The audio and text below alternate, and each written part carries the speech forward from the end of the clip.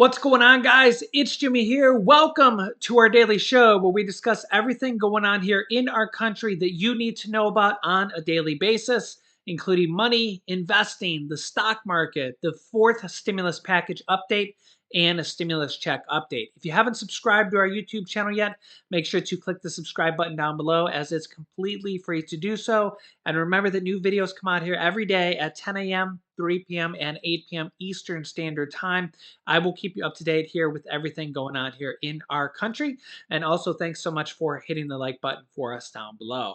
In this video, we're going to talk about the April 15th deadline that is going on here for millions of Americans that will be having stimulus benefits expire that currently do put extra money in people's pockets here every single month. And the new inflation ratings for March set to come out here has sent the stock market reeling, the NASDAQ down over 2%, the Dow Jones index down over 400 points, the NASDAQ down about twice as much here over that. It's pretty much red across the board here. And also here, the economy, the consumer sentiment, due to a new recent poll here, only 7% of Americans think the economy is actually doing well. Yeah, check this out. Yeah, voters disapprove of Biden's work on several key issues, according to new polls. And he doesn't look very happy there. The White House continues to say that the economy is doing well, but 64% of people are living paycheck to paycheck or behind on their bills. Yeah, if you hear any chirping in the background, that's because we were rudely interrupted by someone with a little chirpy squirrel here, carrying this little chirpy squirrel in the background. Yeah, who was that? Who was that? Was that you? Was that you with the little chirpy squirrel? Huh? Was that you? This is our new little kitten, baby Snowy. Was that you? Yeah. All right, say goodbye to everybody. All right, bye-bye. Never a dull moment here, that's for sure. But yeah, you can see here, according to a new poll, a significant majority of Americans disapprove of President Joe Biden's handling on a range of key issues.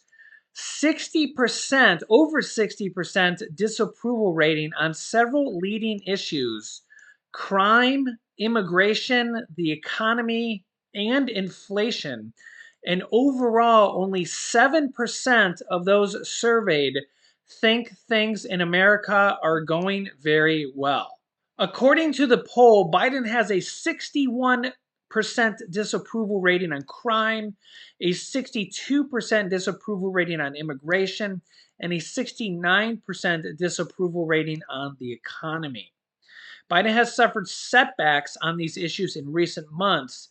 Inflation continues to rise at the fastest rate in nearly 4 decades, according to the latest data.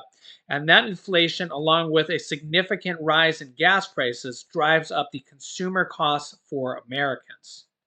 And Republicans have hammered Biden on these issues, vowing to make big gains in the next midterm elections. The poll found that 92% of Americans report feeling the impact of rising prices, with 66% calling it difficult or a hardship.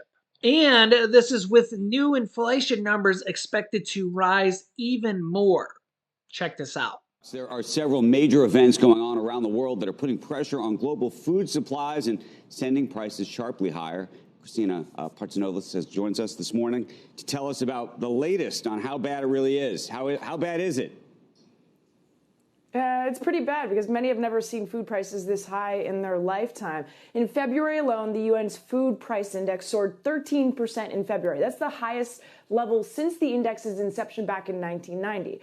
We know Russia's invasion of Ukraine is largely to blame, but there are numerous black swan or unpredictable events plaguing your dinner plate. Let's start, for example, with hog disease. There was a hog disease outbreak that is shrinking herds in Mexico, forcing Mexico to turn to U.S. pork supplies, and that's driving prices higher. January and February alone, exports to Mexico climbed 33% year over year. And then you've got lean hog futures that have climbed over 20% just this year alone, all while farmers are shrinking herds because animals are just getting way too expensive to feed right now. And that's because you've got a surge in grain and fertilizer prices related, of course, to Russia's invasion of Ukraine, and that have hit meat producers like Tyson Food and JBS. You got BMO and Barclays that are both holding the chicken, downgrading Tyson right now. And then you've got bird flu that's sweeping the nation, forcing American farmers to kill millions of hens and slashing the supply of eggs, driving weekly prices up 44% compared to last year. And keep in mind, the Easter holiday further adds to the demand, and that's just around the corner. You've got upswings in prices that have helped egg producers like Cal-Maine not only produce positive cash flow, but offset prior losses and allow the board to declare a dividend. And then, you feeling a little thirsty right now? The U.S. Department of Agriculture said this year's citrus crop was expected to be the smallest in more than 50 years. Frozen OJ prices were up 17% in February compared to last year. And that's because of an invasive insect disease that damaged Florida orange groves, sending OJ futures also up 16% this year. And you think these prices are bad?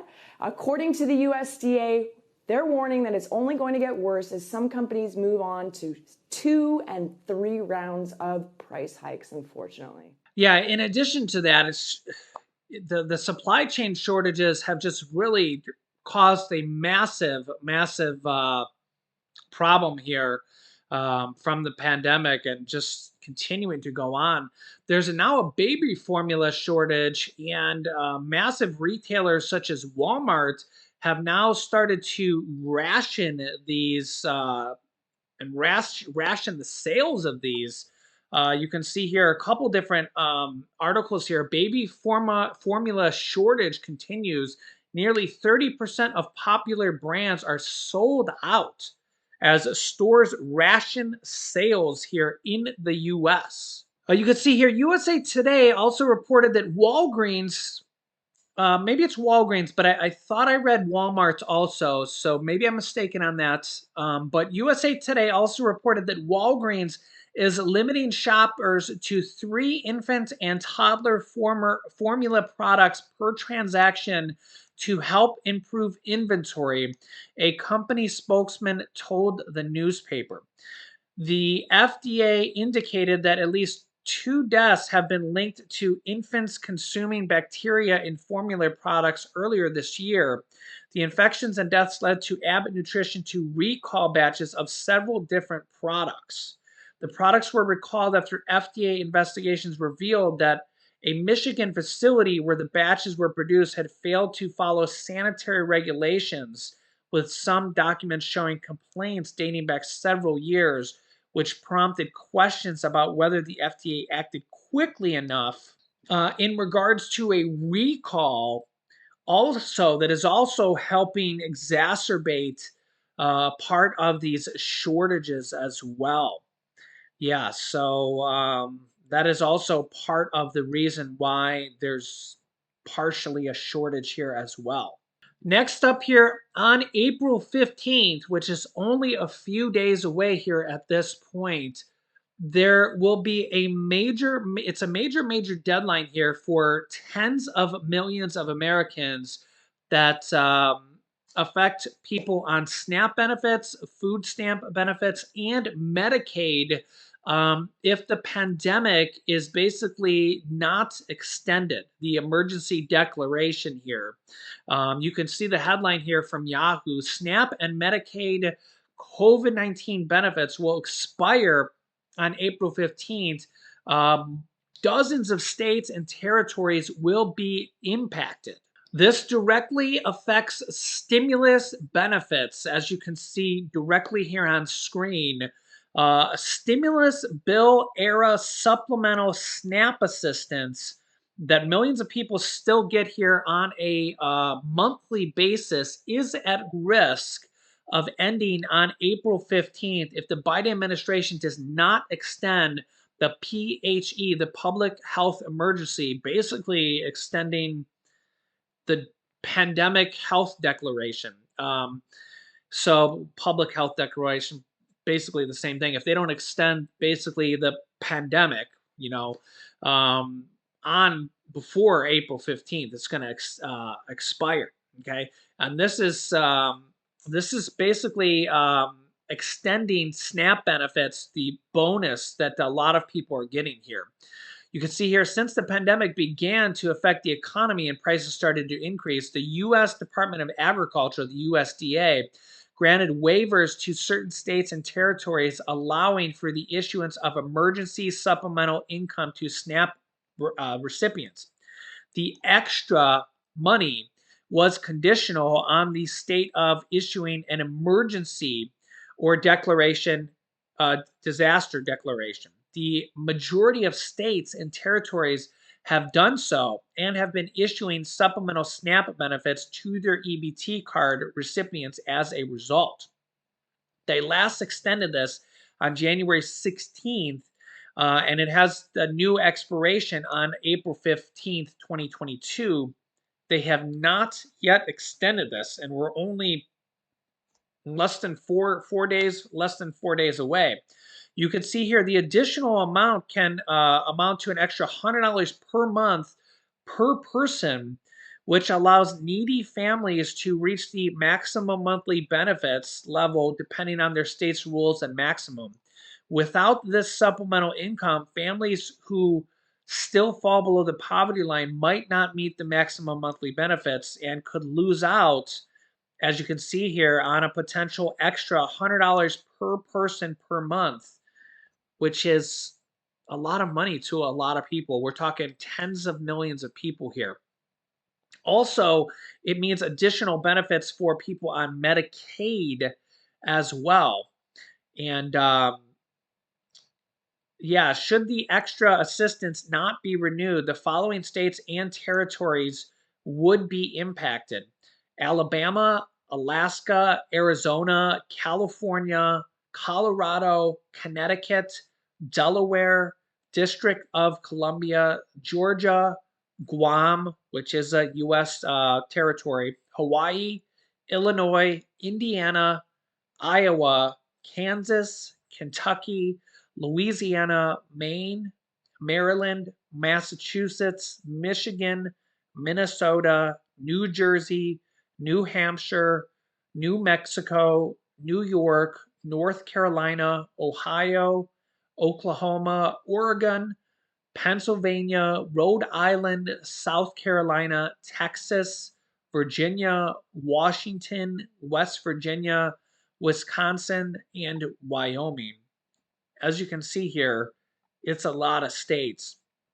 In terms of Medicaid, the designation of an ongoing public health emergency has allowed for broader delivery of benefits, such as telehealth sessions, as well as prevention of active state Medicaid enrollment cancellation during the pandemic. Should the PHE designated be lifted, these benefits may no longer be protected. Um, Possibly some other benefits as well. There has been more states added to the April 2022 SNAP benefits here. This is the SNAP extra emergency allotments. And here is the April 2022 extra SNAP benefits list here for April.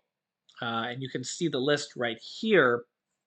I think I might be in the way here in the corner, so I will move it down here in a second. But you can see all these lists of states here. I'll list them off here in case can't see them: Alabama, Arizona, California, Colorado, Connecticut, Delaware, District of Columbia, Georgia, Guam, Hawaii, Illinois, Indiana, Kentucky, Louisiana, Maine, Maryland, Michigan, New Hampshire, New Jersey, New Mexico, New York, North Carolina, Ohio, Oregon, Oklahoma, Pennsylvania, Rhode Island, South Carolina, Texas, Utah, Vermont, Virginia, Washington, West Virginia, Wisconsin, and Wyoming. And remember that it's only April 11th here, so there actually can be more states added on or territories added on here throughout the month. So sometimes states and territories get added on here throughout the month.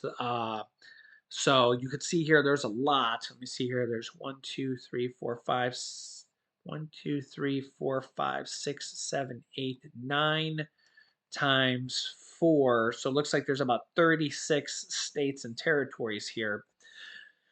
So a pretty decent amount. I mean, that's almost the whole country, or about 2/3, and could be more added throughout the month here. So definitely a significant amount added here.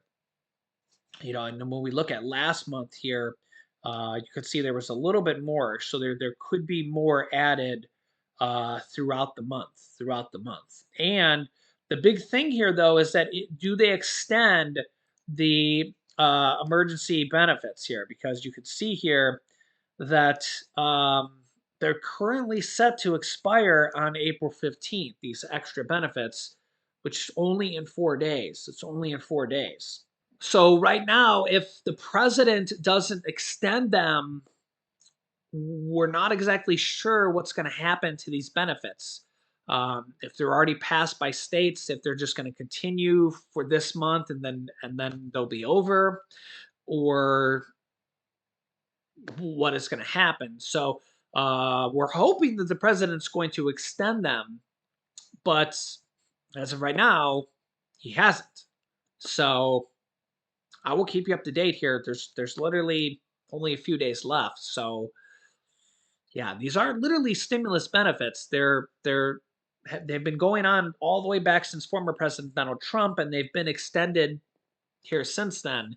Um, but we're down to hours. We're down to like, you know, I don't know, 72 hours or something like that. So I will keep you up to date here.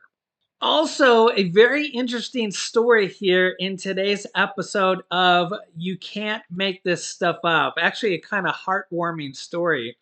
A flamingo that escaped from a Kansas zoo in 2005 was spotted in Texas here recently. Yeah, there's a picture of this flamingo. Here's the story. You're not going to believe this story. I read this and I was like, how cool is that? How cool is that? So, one of two flamingos that escaped from a Kansas zoo during a storm 17 years ago was spotted off the coast of Texas, wildlife officials said. And you're kind of thinking, how did they know it was that specific flamingo, right? The Coastal Fisheries Division of Texas Parks and Wildlife confirmed Tuesday to the Associated Press that the African flamingo, known as 492 because of the number on his leg band, yeah, so it literally, after all these years, the leg band was still on his legs. There's no way to get it past his foot. So it was still on his leg band, was captured on video, shot by an environmental activist near Port Lavaca, Texas. At Rhodes Point, officials were able to make out the bird's leg band on the video. Yeah. The bird and another flamingo escaped from the Sedgwick County Zoo in Wichita on a stormy night in June 2005. Employees had not yet clipped the bird's wings to prevent them from flying, which facilitated their escape. While the other flamingo was never seen again, number 492 has been spotted several times, get this, in Wisconsin, Louisiana, and Texas. Wow. How cool is that? Sometimes with other wild flamingos. Officials said it had been a year or two since the bird was last seen in Texas. Zoo officials have never made plans to recapture number 492, despite the sightings saying there was no easy way to do so without disturbing the other wildlife. Good for them. I think he or she deserves to be free at this point. The escaped flamingo, known for their distinctive pink feathers and long legs and necks, were born in Africa, then shipped to the Kansas Zoo in 2004 with 39 other flamingos. So, yeah, I thought that was a really cool story of freedom and just a pretty cool story that he's been flying all around the United States, and he's out there with a pack of wild flamingos being pictured all over the U.S. and he or she is pretty much famous. So how cool is that? Let me know your thoughts in the comments. So I'll keep you up to date here with everything going on here in our country. Make sure to subscribe down below to our YouTube channel if you haven't yet. It's completely free to do so. You can click here to watch my newest video next. And you can click here to see how one senator just announced $1,000 stimulus checks for a large group of people. So click on one of those videos next. Thanks for watching, guys, and I'll see you in the next video.